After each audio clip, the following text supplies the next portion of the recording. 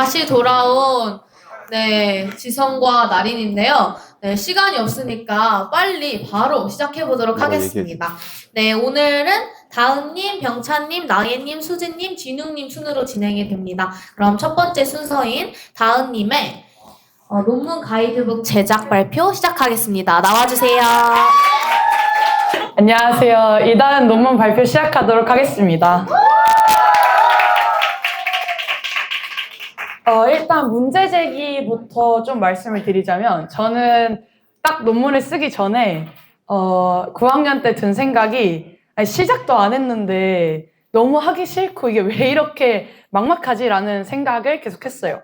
그래서 제가 왜 막막한지 생각을 조금 해봤는데 어디서부터 써야 될지도 모르겠고 되게 쓴 예시는 많은데 저랑 연결점도 잘 모르겠고 그리고 너무 어렵게 느껴졌어요. 뭔가 논문이라는 게 그렇게 쉽게 들리지가 않아서 그래서 제가 저만 그런가 싶어서 다른 친구들과의 카톡 내용을 조금 뒤져봤는데 저만 그런 게 아니더라고요. 다들 되게 과정에서도 그렇고 힘들어하고 있더라고요. 그래서 제가 이걸 이렇게 카톡으로만 보는 게 아니라 통계를 내봐야겠다라고 해서 설문조사를 한 결과 저건 접니다. 그래서 설문조사를 해본 결과 논문을 쓰기 전인 8, 9학년 학생들 중에서 난 논문 쓰는 게 걱정이 안 된다 하는 학생은 없었습니다. 그리고 논문을 왜 써야 하나요? 라는 질문에도 다들 잘 모르겠다. 아니면 뭐 그냥 해서 독이 될 건 없으니까 라는 이야기를 해줬는데요. 그래서 저는 그 와중에 든 생각이 아니 나는 그렇다 쳐도 다들 왜 이렇게 힘들어하지? 그럼 뭔가 다들 힘들어하면 이건 내 문제가 아니라 뭔가 교육과정에 문제가 있지 않을까? 라는 생각이 들어서 나는 힘들지 않고 부담 없는 논문 문화를 만들고 싶다라는 생각을 했습니다. 그때 든 생각이 학생이 스스로 배울 수 있는 논문 가이드북을 만들면 이게 좀 괜찮아지지 않을까? 라는 생각을 해서 제 논문 주제를 신나는 학교 청소년 논문 작성 지원을 위한 가이드북 제작 연구로 잡게 되었습니다. 네, 제 연구 과정인데요. 일단 저는 맨 처음에 논문 주제로 논문 가이드북을 쓰겠다 했을 때 제일 먼저 들었던 얘기가 너가 시중에 나와 있는 고등학생들을 위한 가이드북이랑 너가 쓰는 가이드북이랑 차이가 뭐냐라는 이야기를 들었어요. 그래서 제가 시중에 검색하면 나오는 제일 먼저 뜨는 논문 가이드북 3가지를 다 읽어봤는데요. 일단 지금 잘 보이실지는 모르겠지만 중간에 있는 것 빼고 나머지 옆에 있는 2개는 표지에서부터 소논문 쓰고 대학 가자, 대학 입시 성공하자, 학생 부종합 전형을 위한 소논문 쓰기 워크북이라는 글들이 적혀 있었는데요. 그래서 이걸 보면서 내가 내 가이드북에 제일 먼저 써야 하는 내용은 신나는 학교의 논문 철학이겠구나. 저희 학교에서는 저런 대학 입시를 위해서 논문을 쓰는 게 아니다 보니까 철학 먼저 다뤄야겠다 해서 제 가이드북의 첫 번째 장은 논문의 개념과 필요성으로 작성을 했는데요. 간단하게 논문이란 무엇인가, 논문이 어려워 보이는 이유는 무엇이고, 학교에서 많이 쓰는 에세이와 논문의 차이는 뭐고, 그리고 신나는 학교에서 논문을 쓰는 이유는 무엇인가에 대해서 작성을 했는데 저조차 신나는 학교에서 논문을 쓰는 이유를 잘 모르고 있더라고요. 그래서 여러 선생님들에게 여쭤보고 그리고 중간중간에 수업을 들으면서 신나는 학교에서 논문을 써야 하는 나름대로의 이유를 정리를 해봤습니다. 그래서 제가 내린 정의는 신나는 학교에서 논문을 써야 하는 이유는 내가 한울림에서 다양한 것들을 시도하며 얻은 질문을 바탕으로 새울림에서 세상과 만날 수 있는 나만의 방식과 역량을 끝까지 증명해보는 과정이다 라고 정의를 내렸습니다. 이 다음으로 제가 다른 가이드북들을 읽으면서 제 가이드북에 반영해야겠다라고 생각한 부분들은 다른 가이드북, 기존에 있는 가이드북들은 다 논문을 잘 쓰는 방법을 다루고 있는 것 같았어요. 어떻게 하면 내가 공모전에 나가서 뭔가 내 미래에 도움이 될 수 있을까? 아니면 어떻게 하면 내가 다른 사람들보다 조금 더 잘 써서 대학에 잘 갈 수 있을까? 라는 내용들을 가지고 있는 것 같아서 나는 논문을 잘 쓰는 방법을 알려주는 가이드북이 아니라 논문을 쓰는데 도움이 되는 기본 지식을 알려주는 가이드북이 돼야겠다라는 생각을 했습니다. 그래서 두 번째 목차로는 제가 개인적으로 제일 어려워했던 탐구 질문 만들기랑 논문 주제 정하기로 잡았어요. 그래서 관심사가 없을 때 어떻게 하면 관심사를 찾을 수 있을지, 아니면 그냥 간단한 흥미를 어떻게 하면 논문에 사용할 수 있는 질문으로 바꿀 수 있는지를 연구를 해봤는데요. 그러다가 이제 뭔가 방법이 있으면 좀 더 편하게 할 수 있지 않을까라는 생각에 이렇게 뭔가 논문 주제를 만들 때 조금 도움이 될 만한 방법을 여러 개 연구를 해봤습니다. 그래서 제일 뭔가 관심 있는 주제를 위해 쓰고 옆에 이렇게 그거에 관련된 것들을 다 적은 다음에 궁금한 점을 동그라미 하고 이런 식으로 해봤고요. 그리고 그 옆에는 제가 친구에게 한번 해봐줄 수 있냐라고 해서 한번 해봐준 그런 모습입니다. 그 이후로는 사실 다른 가이드북과 다르다고 할 만한 게 조금 순화된 말투라든지 조금 쉬운 설명이라든지 빼고는 다 기존 가이드북의 내용들을 참고해서 작성을 했어요. 제가 아무래도 논문은 저 처음이다 보니까. 근데 4번의 경우 자료조사와 정리의 경우에는 다른 가이드북들에서 뭔가 알려지지 않는 그런 사실을 적고 싶기도 해서 랑랑 선생님께서 맨 처음에 논문 수업을 하실 때 자료조사를 어떻게 하면 좋을지 정리해 주신 자료를 허락을 받고 제 글에 녹여봤습니다. 그 다음은 방금 말씀드린 것처럼 다 기존 가이드북에 있던 내용들을 그냥 조금씩 편안한 글로 수정을 해서 만들었고 7번 발표 준비 부분에서는 제가 여태까지 신나는 학교를 다니면서 뭔가 물론 전 지금 발표를 하고 있긴 하지만 저만의 발표 노하우라든가 아니면 여태까지 발표를 했던 언니 오빠들에게 들은 이야기로 인터뷰를 해서 살짝 적어본다던가 했습니다. 그래서 결론적으로 저의 연구 결과는 무엇이냐? 저는 지금 아마 여기서 돌고 있는데 제가 가이드북을 한번 했고 들고 계신 가이드북이 제 연구 결과로 나왔는데요. 아무래도 전 작품 논문이다 보니까 제가 맨 처음에 어떻게 하면 신나는 학교 학생들의 논문 부담감을 덜어줄 수 있을까라는 질문에 대한 문장형 대답이 잘 나오지가 않은 것 같아요. 그래서 저는 이렇게 가이드북으로 제 연구 결과를 말하고 싶고요. 그리고 마지막으로 제 연구의 결론은 그것도 이제 제 가이드북인데요. 어떻게 하면 논문을 편하게 쓸 수 있을까에 대한 질문에 사실 뭔가 대답이 됐는가 그건 잘 모르겠어요. 그래서 이 논문은 형식적인 글로는 제 논문은 마무리가 됐지만 저희 학교에서 논문 교육 과정이 계속 이어질 것이기 때문에 제 논문의 결론은 아마 계속 신나는 학교에서 논문 교육 과정이 있는 이상 계속 진행 중이지 않을까 라는 생각을 했습니다. 그래서 내년에 논문을 쓰는 친구들, 내후년에 논문을 쓰는 친구들, 그리고 그 후에도 또 논문을 쓸 친구들이 제 논문의 어떻게 보면 결론이지 않을까라는 생각을 했고요. 저는 제가 이 가이드북을 씀으로써 다른 친구들이 부담을 조금 덜고 어떻게 하면 논문 교육 과정마저 즐기면서 쓸 수 있을까? 그 고민으로 제 논문 발표를 마무리하도록 하겠습니다. 감사합니다.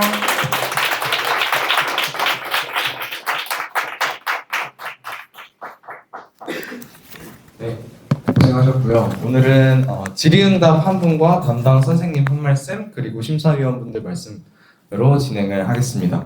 그럼 먼저 담당 선생님 한쌤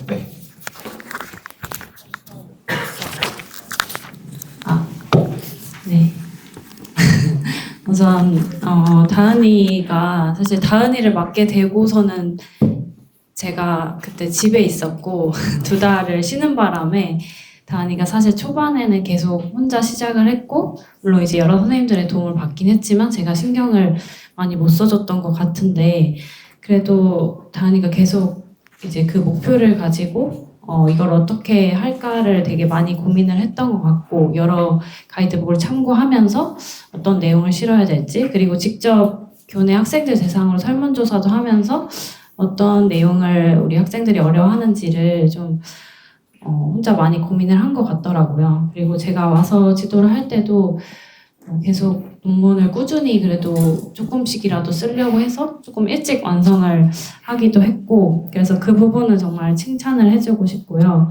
그리고 어쨌든 다들 이제 자기 연구를 하는데 어쨌든 주제를 잡았는데 다은이는 어쨌든 후배들을 위한 이런 목표와 주제를 잡은 점에서 저는 되게 대견하기도 하고 그리고 가이드북을 좀 읽어봤는데 분명히 이 가이드북을 읽은 후배들에게 좀 의미가 있다고 생각을 하고요. 사실은 신한학교 학생들이 에세이나 이런 글들을 사실 많이 쓰는데 또 논문을 쓰는 건 다른 문제이고 또 논문의 형식을 또 맞춰야 되는 부분에 있어서 되게 힘들어하는 부분을 저도 많이 봤기 때문에 후배들이 이제 논문 써야 되는 후배들이 꼭 한 번씩 읽어봤으면 좋겠고 다은이가 이제 나름대로 여기 내용에 자기가 느꼈던 어려움 그리고 친구들이 느꼈던 어려움들을 다 종합해서 좀 도움이 될 만한 내용들을 실으려고 많이 노력을 했으니까 후배들한테도 되게 의미 있는 지점이라고 생각을 하고 많이 읽어봤으면 좋겠습니다. 그리고 이게 어쨌든 가이드북이 완성이 되긴 했는데 조금 아까 다은이가 이거에 대한 어떤 친구들의 대답을 듣지 못했다고 얘기를 했는데 그 부분이 조금 저도 아쉬워서 지금 이제 논문 필수로 수업이 진행이 되고 이제부터 계속 쭉 이어 나갈 텐데 이게 여기서 끝이는 게 아니라 이게 뭔가 좀 더 발전이 돼서 뭔가 수업 보조 자료로 활용한다든지 뭔가 조금 적용되고 발전되는 모습들이 있으면 좋을 것 같습니다. 그리고 오늘 이 말 꼭 해주고 싶었는데 다은이가 오늘 생일이거든요. 그래서 너무 생일 축하하고 생일날 의미 있는 발표를 하게 돼서 너무 좋은 것 같습니다. 1년 동안 너무 고생했어요. 네, 감사합니다. 그러면 질의응답 한 분 혹시 있으실까요?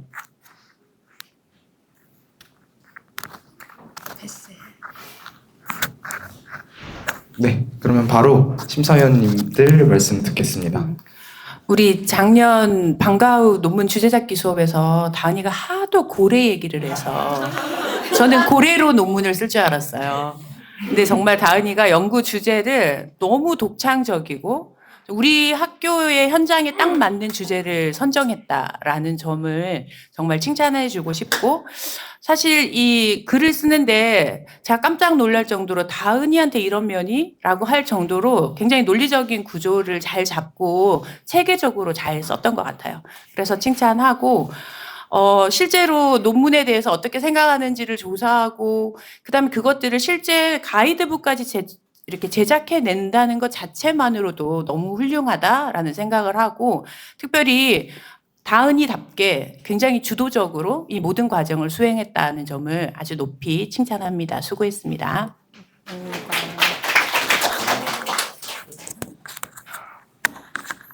무슨 질문 먼저 할게요. 신한학교 학생들이 논문을 쓰기 어려워하는 이유를, 그러니까 근거를 어떤 방식으로 찾았어요? 맨 처음엔 그냥 추론이었는데, 논문 쓰기 전에 제가 설문조사를 전학년, 7학년을 제외한 전학년한테 다 돌리면서 혹시 논문이 쓰기 어려운지, 어려우면 그 이유는 무엇인지, 왜 어렵다고 느끼는지, 설문조사를 한번 했었어요. 거기서 나온 내용들을 바탕으로 네, 그렇게 작성했습니다. 근데 그 논문을 읽다 보면 좀 인터뷰한 것 같은 애들한테 얘기를 많이 들은 것 같은데 선배들 논문집에 보면 맨 끝에 선배들 얘기가 쫙 있잖아요. 그럼 인터뷰한 것도 들어가 있는 건가요? 네. 아니, 제가 이 말을 왜 했냐면 학생들의 마음을 너무 잘 파악하고 있어가지고 단순한 설문조사 정량평가 가지고는 이 정도의 근거를 찾기 어려운데 그 부분을 잘 했다고 칭찬하려고 한 거고요. 그 다음에 논문을 잘 쓰는 방법은 참고 문헌은 어디 있을까요? 제가 받은 논문에 참고 문헌이 없던데. 사실 제가 조금 급하게 완성을 해서 그 부분을 넣는 과정 전에 제출을 해버려서 아마 다시 써서 제출을 해야 하지 않나라고 생각을 하고 있었어요. 그럼 참고 문헌은 추가로 들어간다는 거죠? 네. 네. 사소한 거 하나는 3페이지, 9페이지에 글씨체가 갑자기 달라진 거 있어요. 그건 좀 수정해 주시고요. 그리고 제가 받은 논문은 메모가 그대로 들어가 있는 거라, 네, 그거 봐서 인상적이었습니다.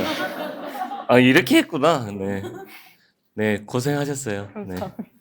한마디만 더 하면, 네, 내년 후배들한테 9학년 내년 필수 과목의 보조교재로도 활용할 수 있지 않을까 생각합니다.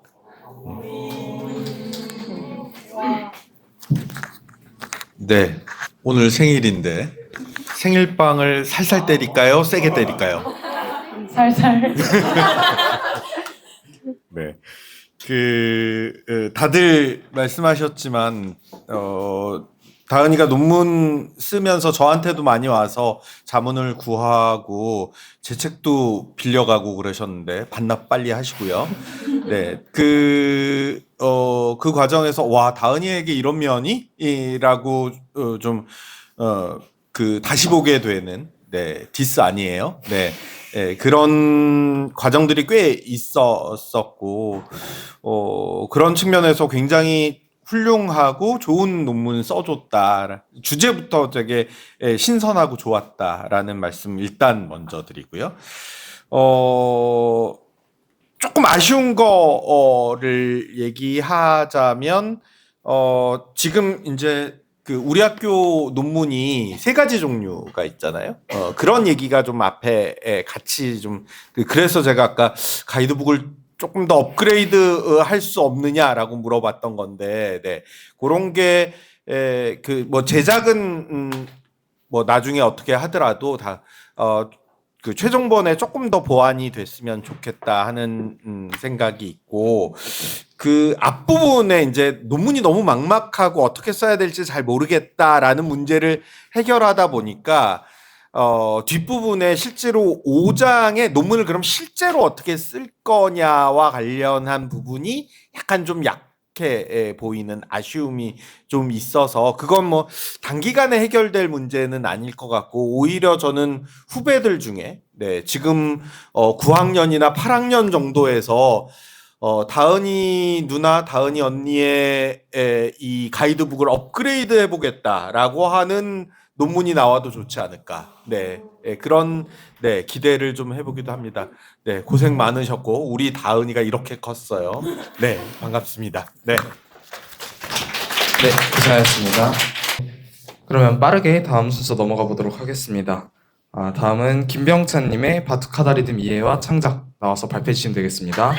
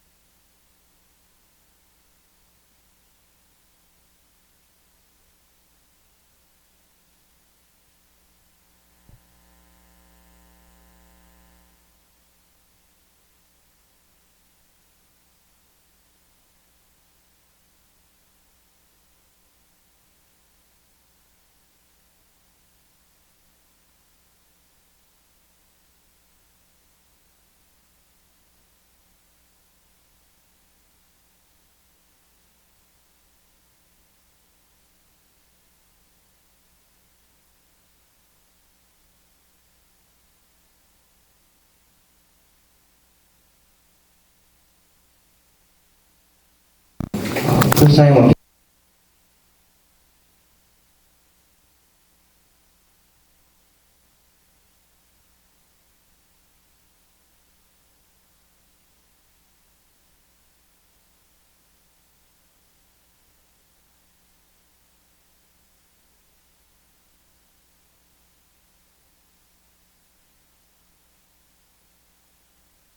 완성도님께 받았고요.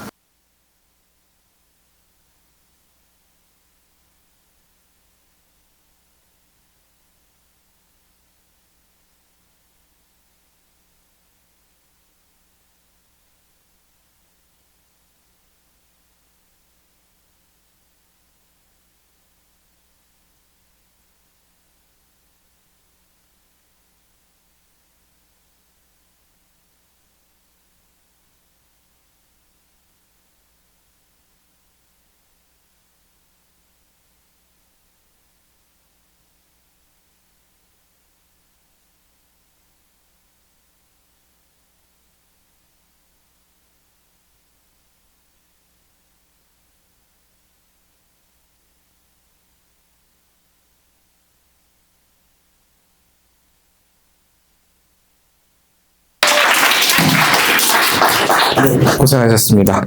네, 그러면 병창 담당 선생님, 네.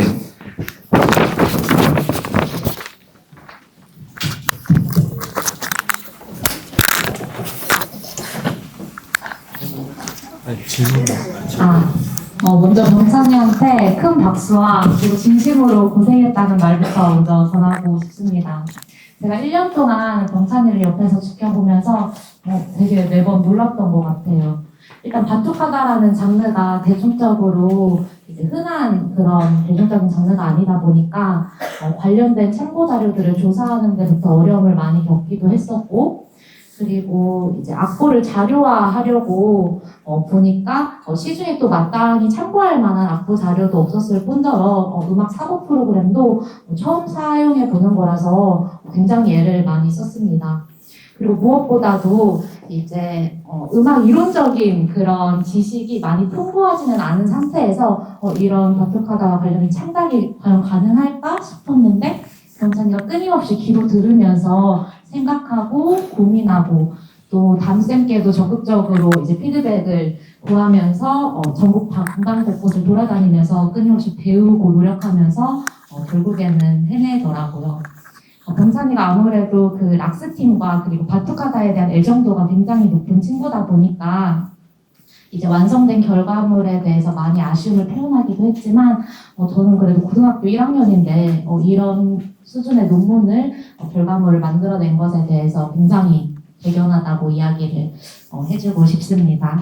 병찬이가 이렇게 마음을 쏟아부은 1년 동안의 과정이 굉장히 락스 팀의 그런 발전에도 도움이 많이 됐을 것 같고 분명, 그리고 병찬이 개인적인 경험과 그런 자산에도 큰 자산이 될 거라고 생각을 해봅니다. 병찬이를 지도하는 그 과정에서 병찬이가 제가 이때일 필요도 없이 항상 굉장히 성실하고 꾸준하게 모든 과정에 참여하고 임해준 것 같아요. 그래서 이런 병찬이를 지도할 수 있어서 개인적으로 너무 좋았고 큰 행운이었다고 생각합니다. 진짜 고생했어. 지금도 하실 분은 손 들어주시면 감사하겠습니다.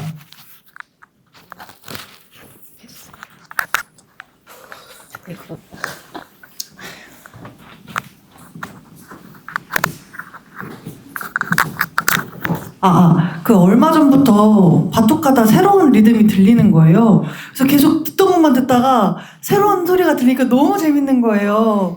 그래가지고 정말 좋은 기획이다라는 생각이 들었고, 그 다음에 이게 너무 좋기 때문에 고생하셨겠지만 앞으로도 계속 신나는 학교에 새로운 창작 피스들을 늘려갈 계획이 있는지 궁금합니다.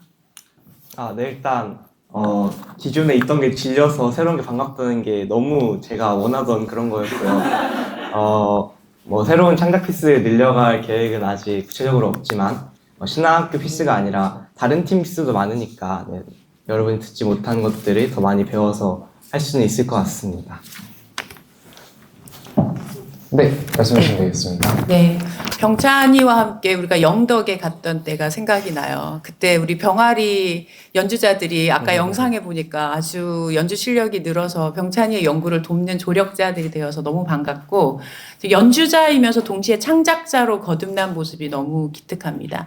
이게 단순히 자료를 정리하는 것도 힘든데 사실 체부 과정 자체가 하나하나 들어야 돼서 굉장히 힘든데, 그걸 뮤즈스코어가 굉장히 손이 많이 가는 프로그램이거든요. 그 프로그램으로 하나하나 정리하고 자기 창작까지 해낸 건 정말 고등학교 1학년 수준이 아니고 대학 전공자 수준의 보고서다라고 생각하고 너무 잘했다라고 칭찬하고 싶습니다. 수고했습니다.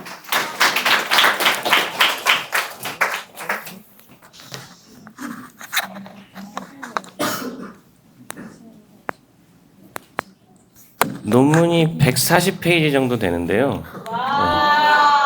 바둑하다 궁금하면 이 논문 보시면 돼요. 그냥 바둑하다 교본이라 생각하고 나중에 동아리 학생들 새로 이제 계속 올 거 아니에요? 그러면 이걸로 공부하면 됩니다.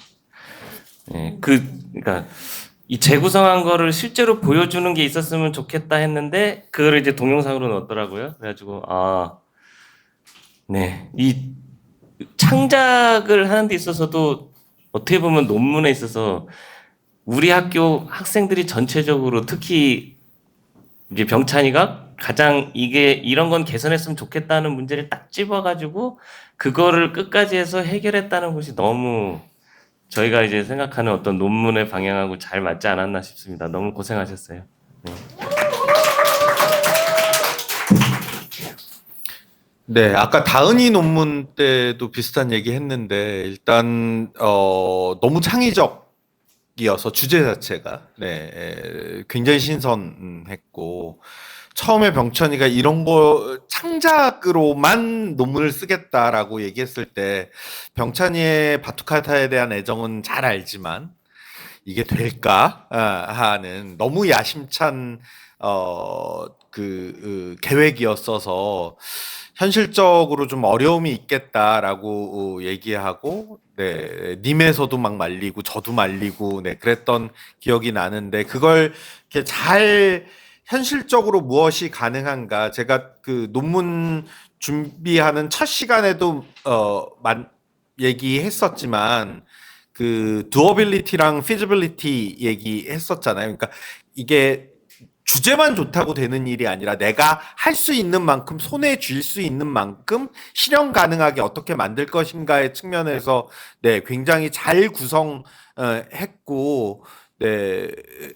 바투카타를 처음 우리 학교에 소개했던 입장으로서는 굉장히 이런 작업을 해줘서 너무너무 고맙다라는 인사를 전하고 싶습니다. 수고하셨습니다.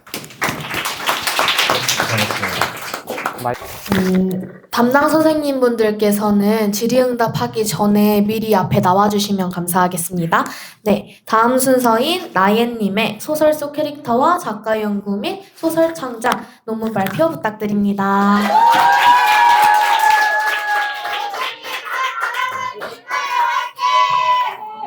안녕하세요. 작가와 소설 속 인물의 상관관계 연구 및 소설 창작 발표 시작하겠습니다.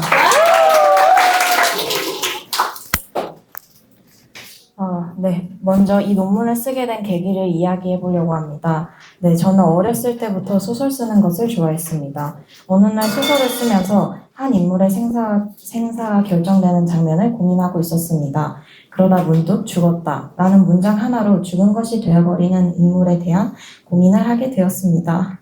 내가 과연 작가라고 해서 이 인물을 하나의 작은 요소로 쓰기 위해 죽여도 될까? 라는 질문이 들면서 난 작가로서 인물을 어떻게 대해야 될까? 라는 질문까지 이어지게 되었습니다. 그렇게 작가와 인물의 관계에 대해 고민하게 되었고 작가와 인물은 소설이라는 경계선을 뛰어넘는 사이가 될 수 있을까? 라는 질문을 가지고 시작하게 되었습니다. 조금 더 인물에게 공감하고 몰입하는 과정을 거친 작가가 되고 싶다는 생각이 들었습니다. 그래서 이 논문을 제가 되고 싶은 작가로 한 걸음 더 나아가기 위한 발판으로 삼기로 했습니다. 그렇게 하여 짜여진 논문의 흐름은 다음과 같습니다. 먼저 작품과 작가를 골라서 소설 속 인물과 작가를 분석한 후 그들의 상관관계를 도출합니다. 그렇게 나온 연결고리를 저의 창작 방식에 적용시켜보며 창작 소설을 쓰는 것까지가 목표였습니다. 네, 그렇다면 이제부터 논문의 과정을 이야기해 보도록 하겠습니다. 먼저 작가와 작품을 선정하였습니다. 성장소설, 시대적 배경의 영향이 지나치게 강하지 않은 작품, 2명 이상의 작가와 각각 1편 이상의 작품이라는 기준 속에서 여러 고민 끝에 손원평의 아몬드와 헤르만헤세의 데미안으로 결정하였습니다. 먼저 인물 분석을 하였습니다. 인물 분석은 성격과 특징, 변화 양상, 상징성, 가정, 사회, 시대적 배경, 갈등 양상, 과정과 극복 과정이라는 키워드를 중심으로 분석하였습니다. 각 인물을 자세히 정리하자면 아몬드의 윤재는 감정을 느끼지 못하는 아이입니다. 이 때문에 사회에서 소외당하며 살아가지만 자신을 있는 그대로 바라봐주는 사람들과 함께하며 점점 성장하게 됩니다. 이러한 윤재를 분석하면서 느꼈던 것은 그의 꾸밈없는 말들이 사회의 이면적인 모습을 적나라하게 드러낸다는 것이었습니다. 그러나 이러한 꾸밈없는 생각과 모습이 사회에서 낙인 찍힌 인물들의 있는 그대로의 순수함을 바라볼 수 있었고 이 때문에 타인과의 보다 깊은 관계를 맺을 수 있었다는 것이었습니다. 두 번째로 싱클레어입니다. 싱클레어는 아버지가 선교사인 집안에서 엄격하게 자라 도덕적 갈등에 예민한 인물로 큽니다. 그는 선에 속해야 한다는 압박을 가지고 살아갑니다. 그러나 데미안이라는 친구를 만나면서 점점 악을 수용하며 악을 수용하며 자신의 내면을 알아가려고 합니다. 그가 떠난 이후에도 많은 방황과 고통 속에서 그는 끊임없이 인도자들을 만나가며 변화하려고 합니다. 결국 그는 마지막에 데미안 없이도 스스로를 볼 줄 아는 인물로 변화하였습니다. 이렇게 두 인물에 대해 분석하였고 더 세세한 분석은 논문에서 확인하실 수 있습니다. 다음으로 작가에 대해 분석하였습니다. 작가는 삶에 대한 가치관과 창작에 대한 가치관, 그 다음에 창작 과정을 분석 요소로 잡아 분석하였습니다. 먼저 손원평은 영화와 소설 쪽에서 창작 활동을 하고 있는 작가입니다. 변화에 초점을 맞추고 살아가는 작가이며 독자들에게 메시지가 아닌 질문을 던지는 사람이 작가이다 라는 말로 창작에 대한 가치관을 살펴볼 수 있었습니다. 네, 다음으로는 헤르만 헤세입니다. 헤르만 헤세는 평화를 중요시 생각하는 사람입니다. 그는 어렸을 때부터 엄격한 집안과 예술적 욕구 사이에서 갈등합니다. 자기 자신으로 살아가는 것을 삶의 중요한 가치로 여기며 시인 외에는 아무것도 되지 않겠다는 그의 말은 그가 얼마나 문학을 중요시하는지 알 수 있었습니다. 또한 그의 에세이를 읽어보면 그의 어린 시절이 싱클레어의 어린 시절과 닮아 있다는 것을 알 수 있었습니다.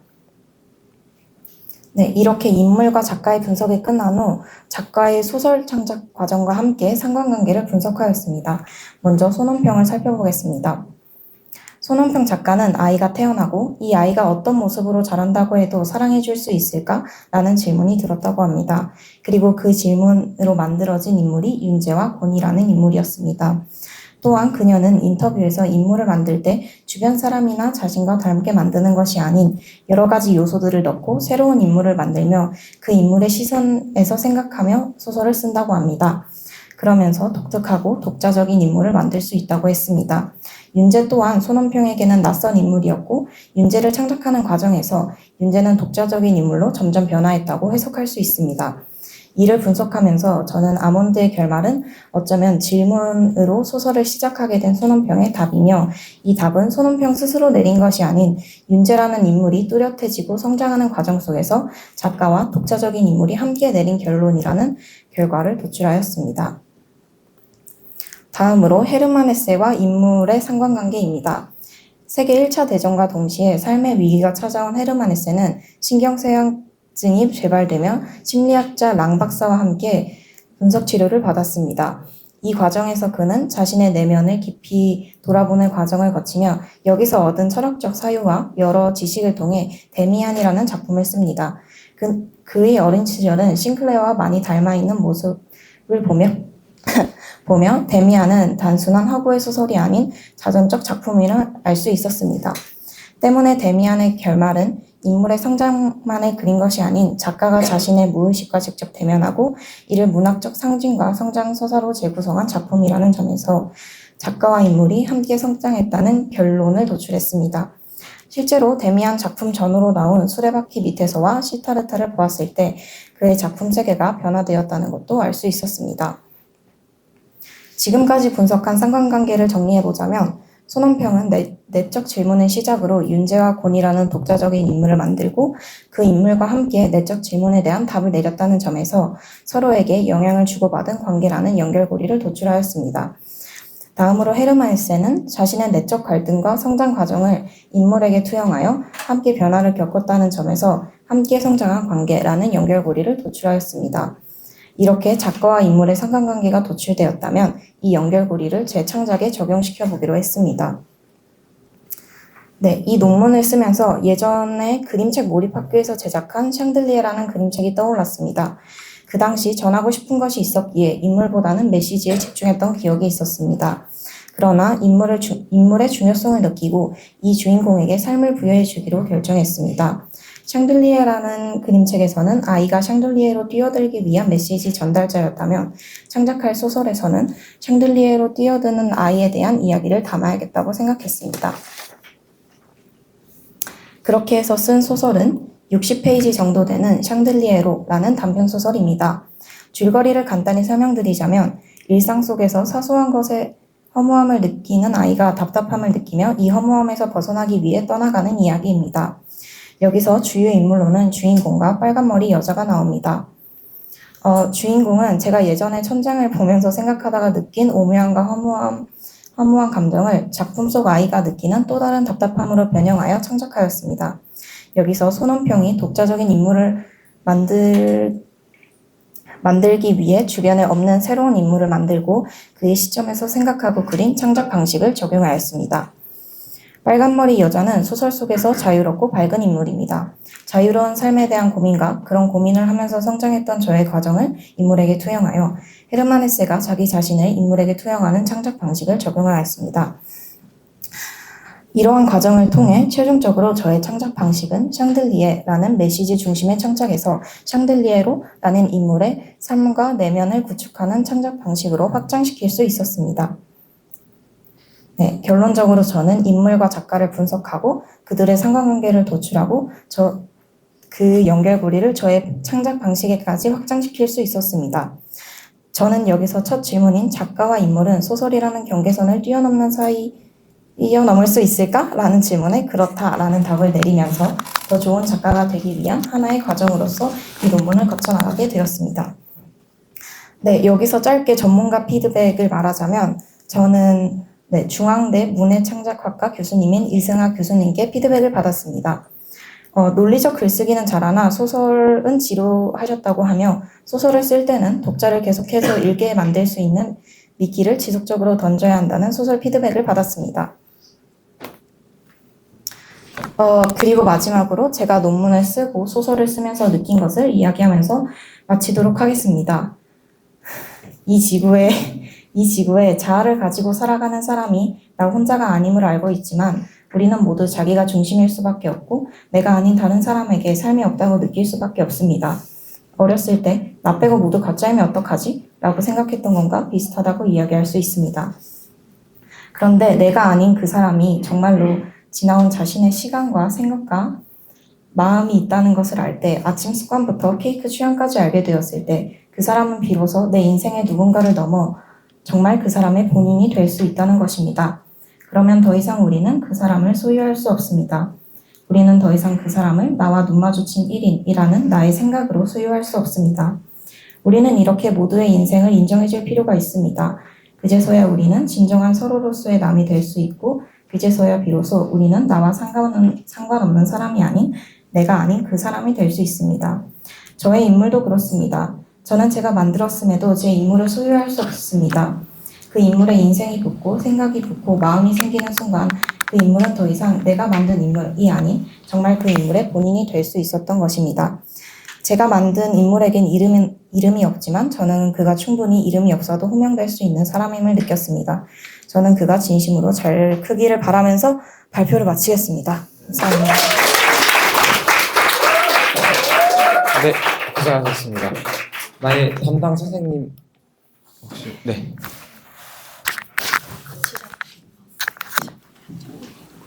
네, 안녕하세요. 네, 나의 담당 교사 랑랑이라고 합니다.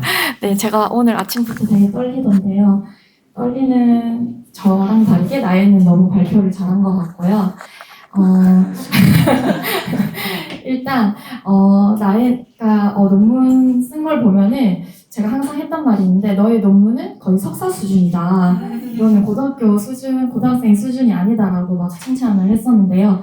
나의 논문이 의미 있었던 이유를 제가 한 3가지 정도로 말씀을 드리자면, 먼저 나에는 그 과제 완성을 위한 어떤 그 걸로 시작을 한 게 아니라 자기가 평소에 가지고 있던 질문으로부터 시작을 했거든요.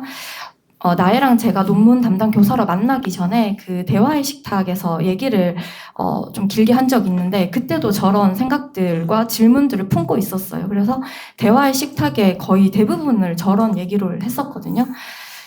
그런데 이제 담당 교사로 만나고 나서 나혜가 저 논문 주제를 잡은 걸 보고, 나혜는 이걸 논문을 쓰기 위한 주제가 아니라 정말로 자기가 평소에 품었던 그 주제를, 그 질문을 해결하기 위한 그런 하나의 과정으로 이 연구를 하고 있는 거구나라는 생각이 들어서 너무 의미 있다고 생각을 하고요. 두 번째는 그 나혜가 논문 쓰는 과정에 있어서의 그 분석 태도와 그리고 사고력이라고 생각을 합니다. 그 나의 소설 자체, 그 주제 자체가 좀 흔할 것 같지만 막상 논문 선행 연구들을 찾아보면 이 작가와 그 다음에 인물의 그 카테고리를 상관관계로 엮어진 논문들이 잘 없거든요. 근데 나에는 그 과정 자체를 인물, 그 다음에 작가, 그리고 자기 자신으로 이렇게 논리적이고 체계적으로 그걸 잡아 나갔다는 게 되게 의미 있다고 생각을 하고요. 마지막 3번째는 그리고 이제 그 마지막 끝에 그 독자들에게, 독자가 아니고 자기처럼 초보 작가들에게 어떻게 창작 인물을 대해야 되고 창작 방식과 가치관을 가져야 하는지 그런 메시지도 또 논문에 던지거든요. 그런 것도 되게 의미 있다고 생각을 했고, 마지막으로는 나혜가 그 논문에서 그치는 것이 아니라 자신의 그 소설을 하나 창작을 했다는 게 되게 의미 있다고 생각을 합니다. 그 논문의 연구 결과를 그 바탕으로 자신의 사고와 그 언어로 하나의 어떤 서사를 만들어냈다는 게 그게 되게 의미 있다고 생각을 해서 저는 꼭 심사위원 분들께서 통과시켜 주셨으면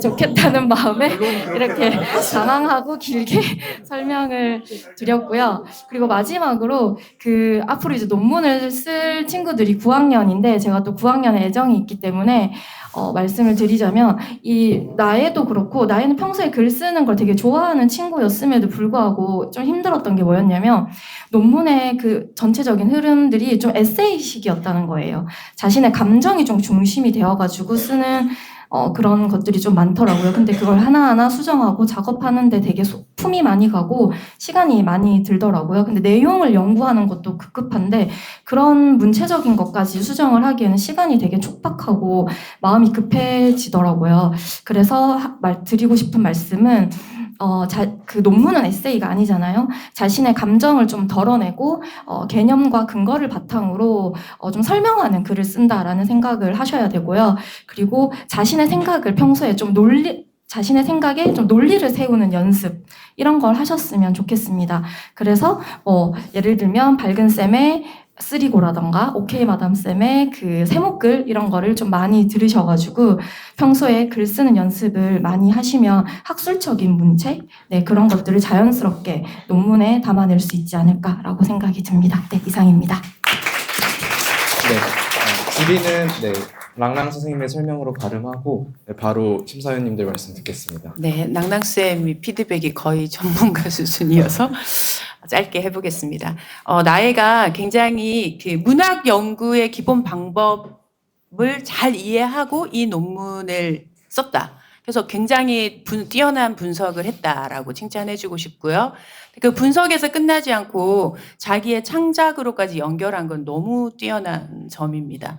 특히 자기가 이전에 썼던 그림책의 내용들을 더 업그레이드해서 작품을 완성시켜가는 이 과정이 지금 나혜가 탐구한 2 작품의 작가가 인물들과 함께 성장한 것처럼 나혜도 같이 성장하고 있다. 그런 것들을 볼 수 있어서 너무 좋았고 정말 높은 수준의 논문을 볼 수 있었습니다. 수고했습니다.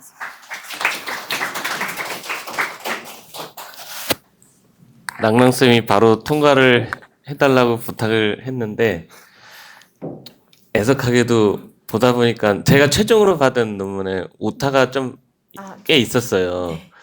그 수정은 혹시 하셨나요? 수정을 하고 하고 할 예정이죠. 네. 네. 그래서 보통 이제 한글로 하면 밑에 빨간 줄이 이렇게 가는 게면은 한 번씩 봐주세요. 그 오타가 그 빨간 줄이 가 있는 거는 오타일 가능성이 좀 있어요. 그 확인해서 오타 수정을 좀 해주셨으면 좋겠고요. 그 연구 동기가 되게 그냥 에세이처럼 이렇게 이야기로 이렇게 쭉 풀어가지고 연구 동기를 되게 이해하기 쉽게 연구 동기가 재밌었어요.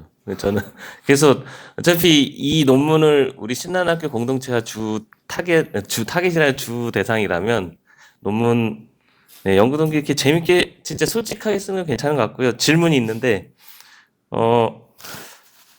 구피를 키우나요? 집에 구피가 그러니까 있는 구피를 이렇게 좀 아니면 소설에 구피가 자주 나와요. 그래가지고 그런 거. 그러면 이제 아까 그 작가님한테 피드백을 받았잖아요. 그럼 그걸 이제 나중에 해서 진짜 출판까지 하실 생각이 있으신지?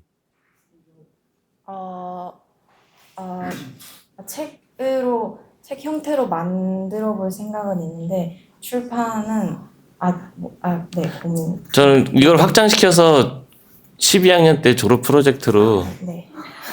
출판해서 한번 도전을 해보세요. 네. 실마해가지고. 네, 이상입니다.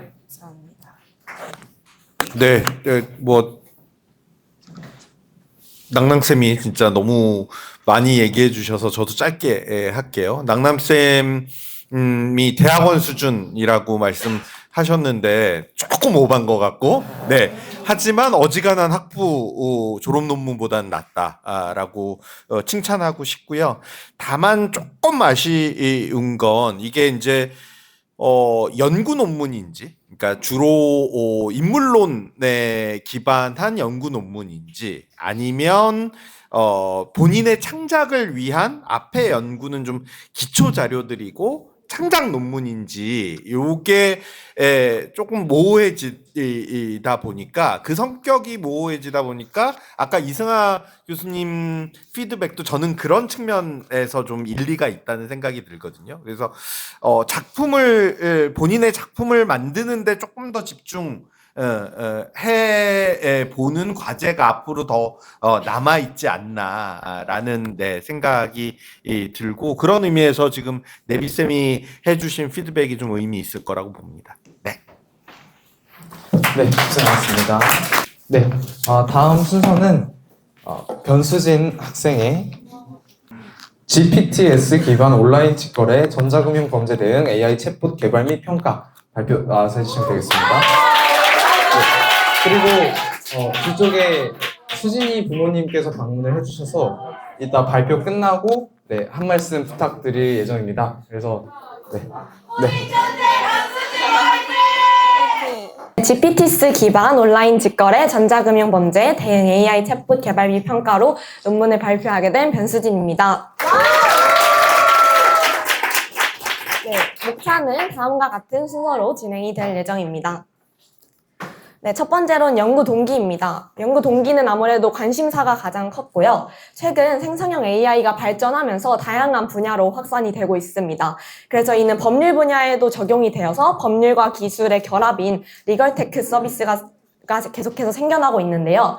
하지만 현재 국내 리걸테크 서비스는 변호사의 업무 효율 자동화 중심이고 일반인들을 위한 리걸테크 서비스는 부족합니다.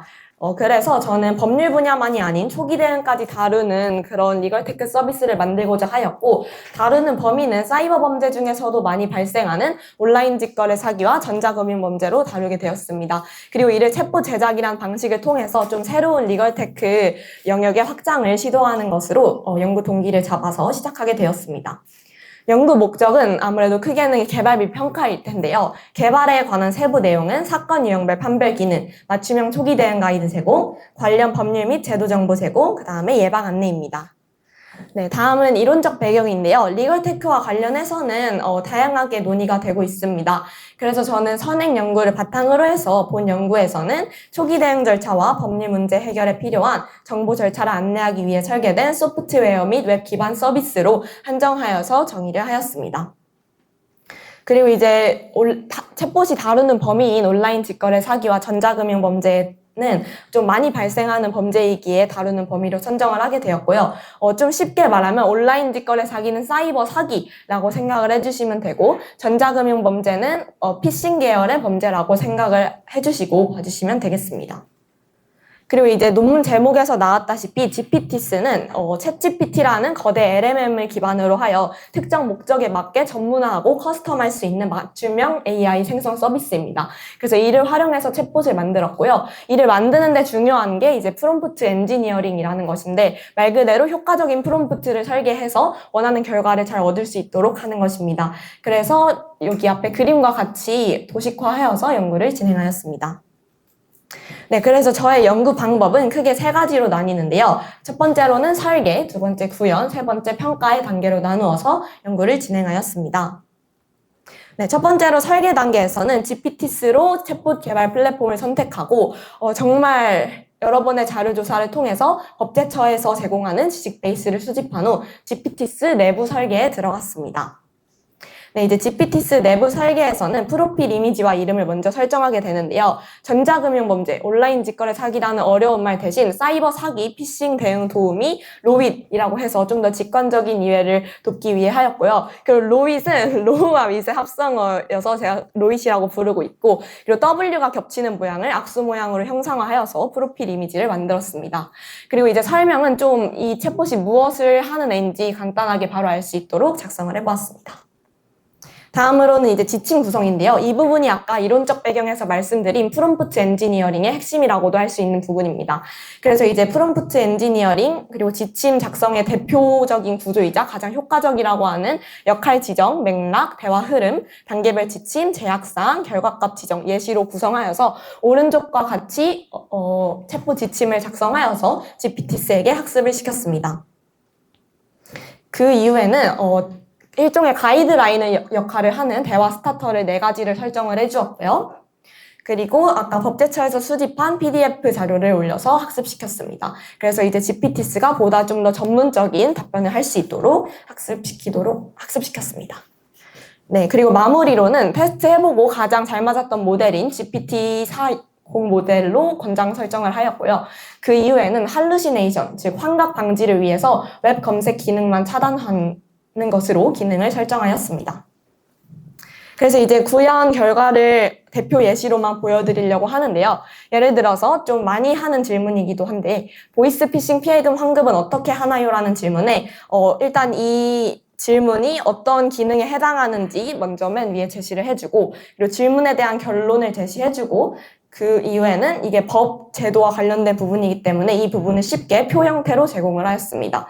그 이후에는 참고사항을 간단하게 적어주고요. 출처와 면책 표시를 통해서 정확도와 신뢰도를 높였으며, 다음 질문 추천을 통해 다음 단계로 자연스럽게 이어지도록 또 궁금해할 법한 질문을 추천하면서 사용성을 높였다라고 봐주시면 되겠습니다. 그리고 저는 GPT스의 좀 사용자 흐름을 개선시키기 위해서 웹사이트를 구현하였는데요. 웹사이트 처음 화면을 들어가면 이와 같이 나오고요. GPT스가 이 챗봇 로잇이 어떤 점이 다른지, 왜 필요한지 등에 대한 안내와 미리 보기 화면, 그리고 챗봇 열기를 누르면 이 메인 화면으로 이어지는 것으로 구성을 하였습니다. 본 챗봇은 신나는 학교 카톡방에도 올려두었으니 한번 확인을 해보시는 것도 좋을 것 같습니다.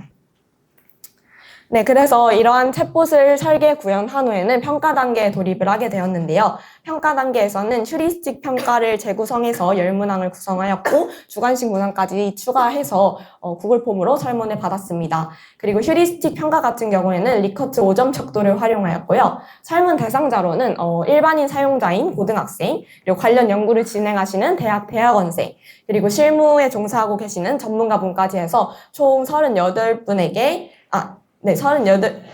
38분에게 받았습니다. 네, 그래서 이제 휴리스틱 항목 평가 결과는요, 전체 평균은 4.4점, 그리고 긍정 비율은 88.4%로 꽤나 사용성이 높은 챗봇으로 평가를 받았고요. 이제 휴리스틱 평가 항목 중에서 강점으로 나타난 부분은 명확성, 유용성, 맥락 인식 부분이며, 개선점으로 드러난 부분은 개인화와 안정성으로 상황별 맞춤 안내와 응답 속도 개선이 좀 상대적으로 개선점으로 나타났다고 볼 수 있겠습니다. 그리고 좀 더 구체적인 평가를 위해서 주관식 평가도 받았는데 웹사이트 디자인에 대한 평가를 따로 받았습니다. 평가로는 이제 깔끔하고 심플하고 직관적이다라는 내용이 많았고, 그런데 이제 다만 다양한 사용자를 고려해서 글씨 크기를 키운다든지 안내 문구를 좀 더 강조해 주었으면 좋겠다라는 이야기가 있었습니다. 그리고 챗봇의 제공 내용에 대한 평가를 이제 전문가분들이 좀 많이 해주셨는데, 정확도와 신뢰성 부분은 너무 좋다. 그리고 단계별 안내가 실질적으로 도움이 되었다라는 걸 반복적으로 제시해주면서 저희 프롬프트의 효과를 볼 수 있었고요. 그러나 이제 챗봇의 범위 확장과 응답 속도 개선, 그리고 정기적인 업데이트가 필요하겠다라는 요구를 반복적으로 제시해 주셨습니다. 그래서 저는 결론적으로 이번 논문에서 GPT-3를 기반으로 챗봇 로잇을 설계하고 구현하였고요. 그래서 이걸 제작했다라는 것만으로도 차별성을 가집니다. 그리고 웹사이트를 개발하고 챗봇과 연결을 하여서 사용자 흐름을 발전시켰고 38명 평가에서 좀 긍정적인 반응을 받았으며 이제 다만 개인화, 응답 속도, 안정성은 개선 과제로 확인되었습니다. 그래서 저는 다음과 같은 제안을 남겼는데요. 일단 사이버 범죄 유형 확장, 그리고 개인화 부분을 보완하기 위한 시나리오 정교화, 그리고 고소장 신고 서류 작성 기능까지의 확장, 그 다음에 이와 함께 기술 안정과 응답성 연구는 지속적으로 되어야 한다라고 제안을 남겼습니다. 전문가 피드백은 경찰 수사연수원에서 일하고 계신 문병훈님께 받았는데요. 일단 완성도 높은 실무지향 연구로 평가가 되고 단순 기술 시험이 아니라 도구를 설계하고 검증했다는 점에서 의미가 있다라고 해주셨습니다. 그리고 향후 후속 연구에서는 이 모델을 기반으로 해서 지자체 피해 예방 시스템, 공공 리걸 테크 플랫폼으로의 확장 가능성도 기대한다고 해주셨습니다. 네, 여러분도 앞으로 저의 챗봇 로잇이 좀 더 발전하고 확장할 수 있도록 많은 응원해 주시면 감사하겠습니다. 이상으로 발표 마치겠습니다. 고생하셨습니다. 네, 그럼 수진님의 부모님이 오셨는데요. 한 말씀 또 들어봐야겠죠? 짧게 부탁드립니다. 박수 주세요. 짧게. 아, 예.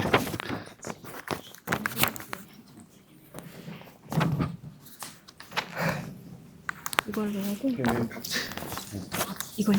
이렇게?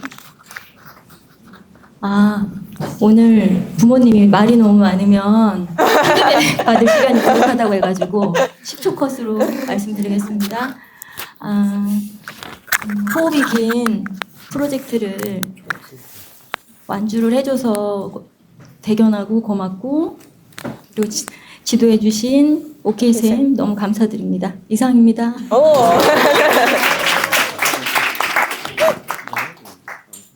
네.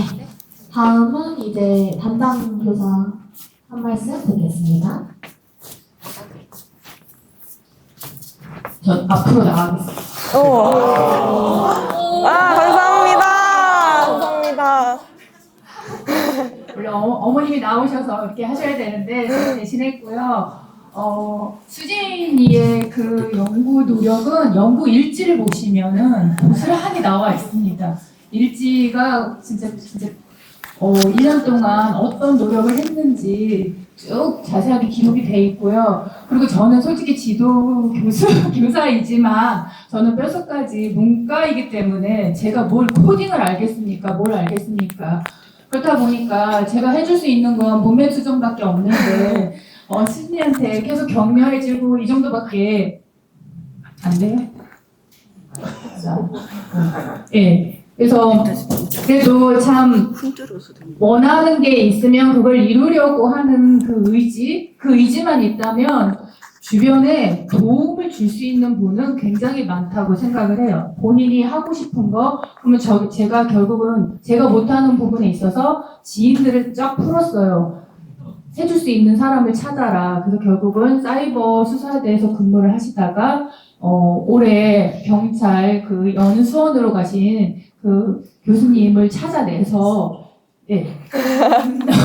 결국은 이렇게 완성이 될 수 있게, 그러니까 세상은 내가 하고자 한다면은 주변에 도움을 줄 수 있다는 사람이 많다는 거를 알고 이렇게 끝까지 노력을 했으면 좋겠습니다, 여러분들. 예. 고생 많았습니다. 네, 감사합니다. 그러면 천사연님들 말씀 듣겠습니다. 네.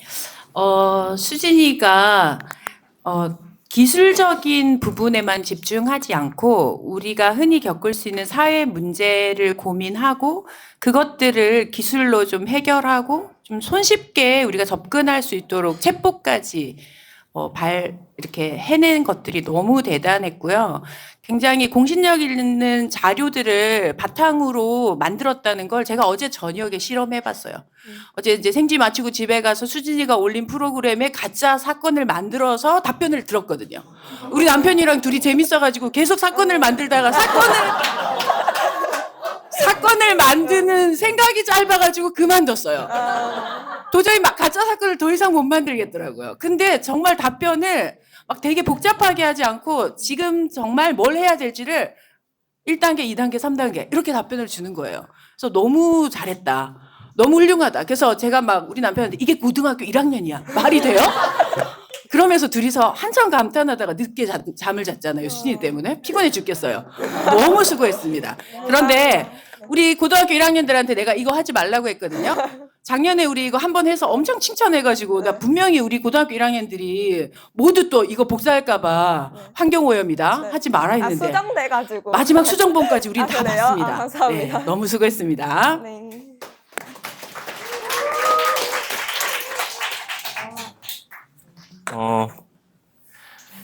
수진이의 완벽한 을 추구하는 성격을 알 수 있는 게 논문 일지를 표로 만들었어요. 어휴. 네. 42페이지에 딱 오타 하나 있었습니다. 신나는. 야, 세상에. 네, 그만큼 참, 네, 박수 치고 싶고, 제가 더 할 말이 없고, 제가 하나만 제안을 하자면, 계속 제가 이거를 좀 여러분들도 다 같이 듣게 하기 위해서 하는 건데, 요거는 이제 어떻게 보면 어떻게 보면 약간 그 피해범죄 소수 집단이잖아요. 나는 요 지금 수진이가 만들어 놓은 요 폼에다가 콘텐츠만 다르게 바꿔가지고 시장성을 확보해서 정말 많은 사람들이 사용할 수 있는 게 뭔가 고민해가지고 창업경진대에 나가보세요. 네. 이거 조금만 고도화해서, 이건 나중에 뭐 졸업 프로젝트든 뭐든 창업경진대회로 나가가지고, 네, 이거 조금만 하면은 될 것 같아요. 네. 요, 신났는 빼고는 가장 완벽한 논문이었습니다. 네. 네. 발표 듣는 내내 수진이가 수진이 했다. 네, 는 생각이 들었고, 지금 제가 웹사이트도 저는 지금 열어봤는데, 네, 네, 아주 깔끔하고, 네, 그래서 지금, 네, 네비쌤이 말씀하신 대로 더 발전시킬 수 있지 않을까 하는 생각이 들고, 작년에 이제 논문 주제 발표할 때 올해 지금까지 네 어제 오늘 들었었던 10학년 친구들의 논문 주제 전체가 굉장히 창의적인데, 작년 이맘때 이제 논문 주제들 정한다는 과정에서는 이게 바로 논문이 될 수 있겠구나라고 느껴졌었던 건 수진이 하나였었거든요. 칭찬이야 다은아. 그래서 그걸 가지고 네 잘 만든 것 같아서 굉장히 칭찬해 주고 싶고요. 네, 예, 이상입니다. 네, 고생하셨습니다. 네, 마지막은 진웅 오빠의 진웅님의 신나는 학교 여학생 체육활동 참여율 저주 원인 분석 및 활성화 방안 제시 논문 발표 부탁드립니다.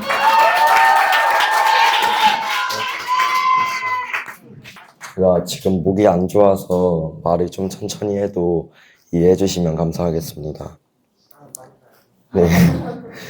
네, 신나는 학교 여학생 체육활동 참여율 저주 원인 분석 및 활성화 방안 연구 발표 시작하겠습니다. 네, 목차는 다음과 같고요.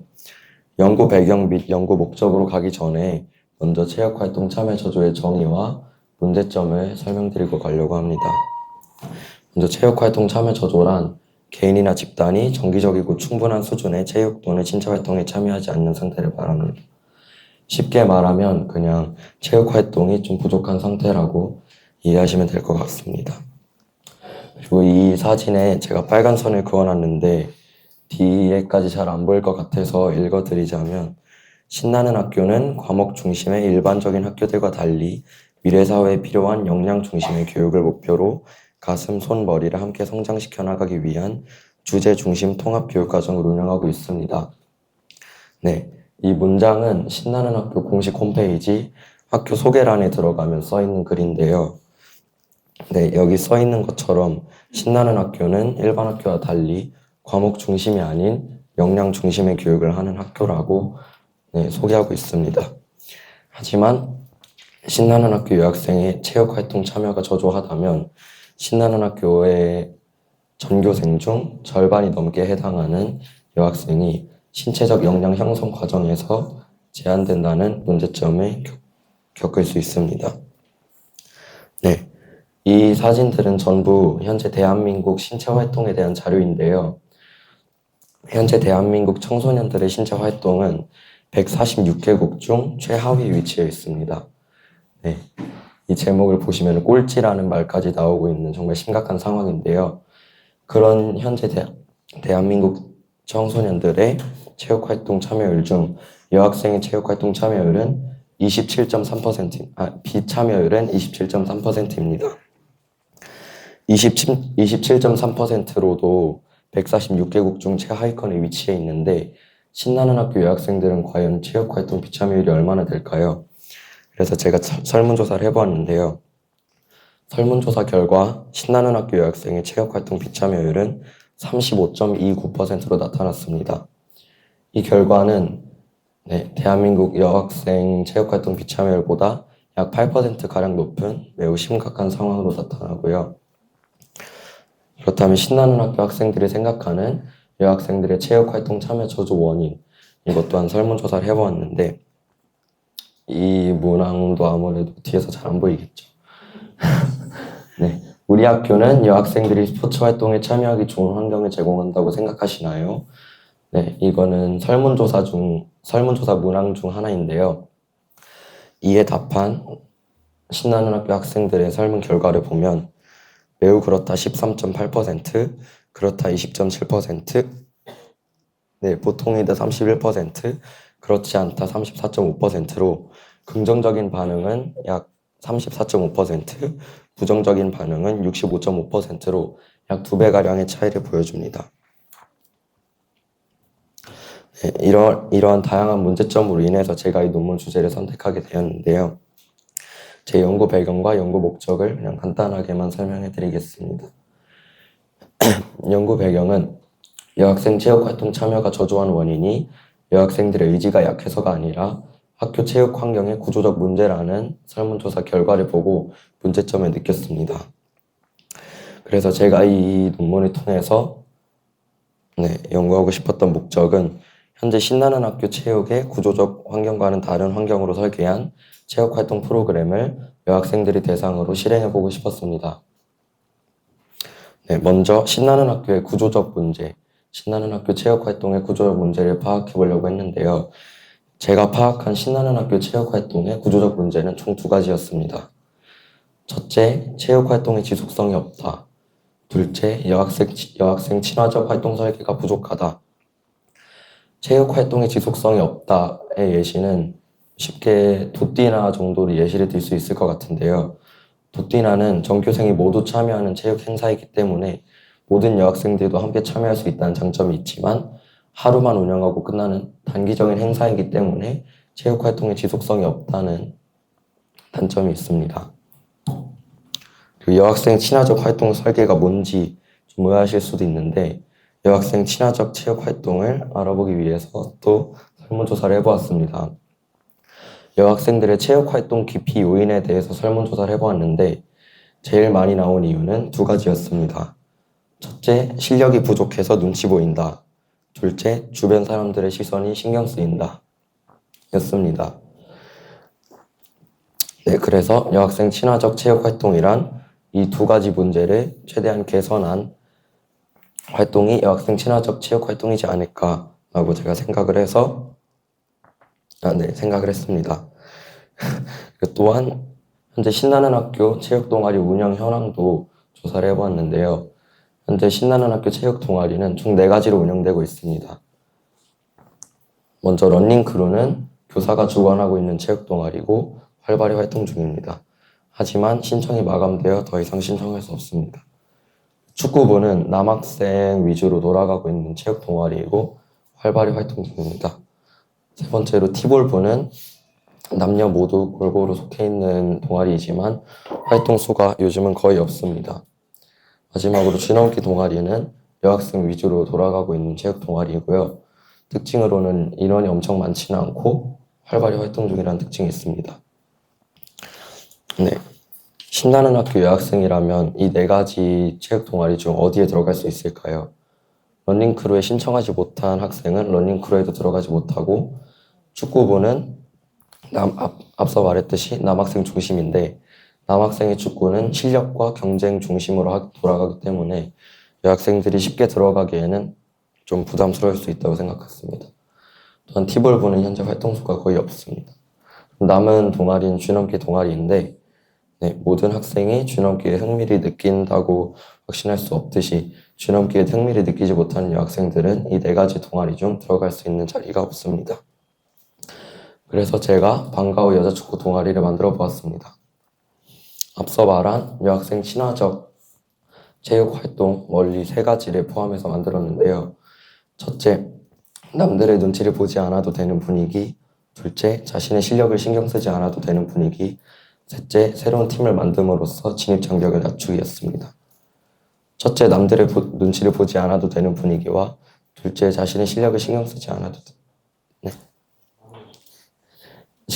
되는 분위기는 앞서 설문조사에서 나왔던 것처럼 여학생들이 현재 실질적으로 어려움을 겪고 있는 부분이고 새로운 팀을 만듦으로써 진입 장벽을 낮추기는 현재 남학생들 같은 경우 이미 축구부라는 팀이 너무 이미 만들어져 있기 때문에 들어가기 어렵다는 단점이 있어서 새로운 팀을 만듦으로써 진입 장벽을 낮춰보았습니다. 저는 이렇게 만든 방과후 여자축구 동아리를 약 7개월간 운영했는데요. 7개월간 관찰된 반응은 총 여학생 17명과 자두쌤께서 지원해 주셨으며 관찰된 반응은 초기에는 소극적이고 눈치를 보던 참여자들이 점차 자신있게 활동하는 모습이 관찰되었습니다. 연구의 한계로는 특정 환경에서의 질적 관찰에 기반한 결과이기 때문에 모든 환경을 일반화하는 데는 제한이 있다고 생각했습니다. 연구 결과 및 결론인데요. 연구 결과는 여학생 체육활동 참여 저조가 개인의 문제가 아니라 학교 내 체육활동 참여의 구조적 환경의 문제임을 확인하였으며 이를 기반으로 방과후 여자축구 프로그램을 운영하였습니다. 결론인데요. 여학생 체육활동 참여율을 높이기 위해서는 비경쟁적 구조와 심리적 진입장벽을 완화한 편안한 분위기의 체육활동 환경 조성이 필요하다는 제언을 하며 마치겠습니다. 네, 고생하셨습니다.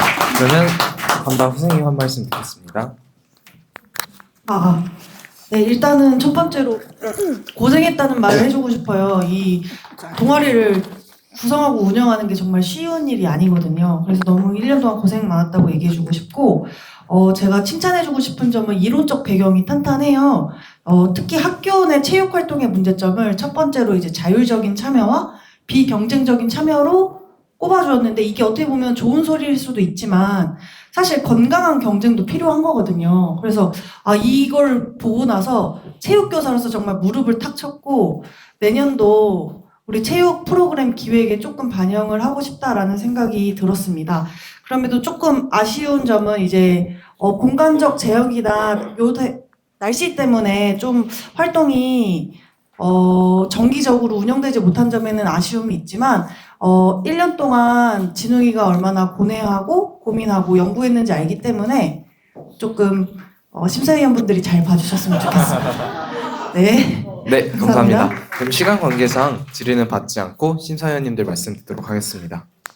진웅이가 우리 논문 써서 다 낼 수 있을까가 제일 걱정이었는데 너무 잘했어요. 너무 잘했고 주제가 굉장히 분명한 것이 참 좋았고 그리고 논리 구조가 걱정했던 거와 달리 너무 좋았습니다. 그래서 스스로 주제를 잘 선정하고 자료도 잘 조사했고 또 그것들을 가지고 오는 차원에서 자기 말로 잘 표현해서 어렵지 않게 잘했던 것 같아요. 그래서 자료를 근거로 자기 의견을 제시하고 하는 부분들에 있어서 아주 잘했다라고 칭찬해주고 싶고 연구 결과를 정리하면서 주제를 한 번 더 이렇게 명확하게 해준 부분들도 아주 잘했다고 칭찬해주고 싶습니다. 그래서 어렵게 주제를 찾지 않고 우리의 일상 가운데서 충분히 주제를 찾고 그것들을 가지고 고민하고 답을 찾으면 저렇게 전공 선생님께서 내년에 난 도움이 될 것 같다라는 피드백도 받을 수 있다라고 생각합니다. 너무 수고했습니다.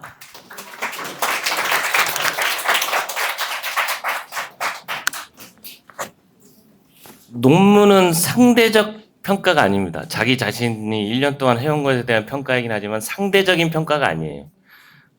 끝까지 해내는 것이 중요하고요. 그 진웅이 이제 일지가 전 진웅이 논문의 꽃이라고 보는데 거기 써 있는 거 한번 읽어볼게요. 일지에 다른 친구들에 비해 턱없이 부족한 느낌이 들었다. 다 때려주고 싶었는데 마음을 다잡고 그래서 끝까지 포기하지 않고 이런 말들이 쭉 있습니다. 네. 그래서 끝까지 해냈어요. 네. 그리고 또 고민, 네. 비가 오는 날에는 무슨 활동을 해야 될까 고민하고 기획하는 모습 쭉 나와 있어요. 그리고 빠와왕 동아리, 축제 준비, 목요일 회의, 청소 등으로 애들이 많이 참여를 못해서 참 고민이 된다. 이런 내용들이 쭉 있어요. 그러니까 계속 꾸준히 고민했어요.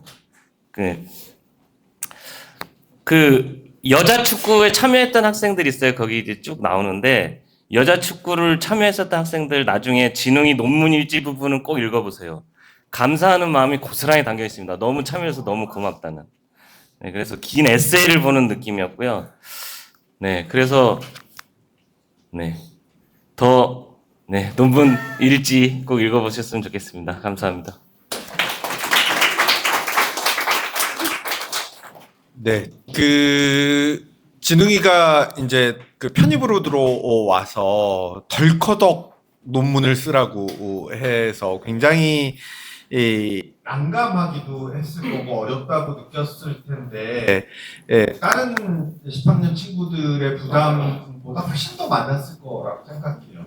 저는 개인적으로는 진웅이가 우리 학교에 들어와서 올해 2가지 산을 잘 넘으면 앞으로 큰 자산을 얻게 될 거다라고 생각했던 게 네팔 가는 거하고 이 논문 통과하는 거였는데 네팔은 진웅이와 관계없이 못 가게 돼서 너무 아쉬웠는데 논문 잘 고비를 넘긴 것 같아서 그 점 칭찬하고 싶고요. 개인적으로는 신한학교에 왜 여자 축구팀이 없을까? 이게 제가 첫 해부터, 우리 1년차 때부터 늘, 하던 고민 중에 하나였어요. 제천간디 학교 여자 축구단 이름은 승리통이거든요. 뿐만 아니라 굉장히 많은 대학학교들이 여자 축구팀들을 가지고 있는데 우리 학교는 여자 축구팀이 없는 게 좀 되게 아쉬웠었고 우리가 몽실학교 있을 때는 그 작은 풋살장에서 여학생들이 굉장히 많이 공을 찼었는데 오히려 여기 보계면으로 들어오면서 축구를 못하는 게 너무 아쉬웠었는데 진웅이가 그 주제를 선택했다고 해서 너무 반가웠었는데 사실 논문과 관련해서 조금 아쉬운 지점이 있다면 아까 나혜한테 했던 피드백하고 좀 비슷한 피드백인데 이게 연구 논문인가 프로젝트 논문인가 라고 얘기했을 때 중심이 사실은 제가 처음에 느꼈을 때는 프로젝트 논문에 좀 더 중심이 갔다가 결국 지금 논문이 된 거는 오히려 좀 연구 논문 쪽으로 더 가까워진 것 같은데 그러다 보니까 어느 한쪽에 딱 이렇게 중심이 좀 잘 안 잡힌 느낌이 조금 더 있어서 그런 걸 좀 아쉬움이라면 아쉬움이라고 얘기하겠지만 어쨌든 굉장히 성공적으로 잘 해낸 거에 대해서 칭찬하고 축하합니다. 감사합니다. 그러면 크리스마스 모두 잘 보내시고 저희는 금요일 1, 2교시에 다시 뵙겠습니다. 감사합니다.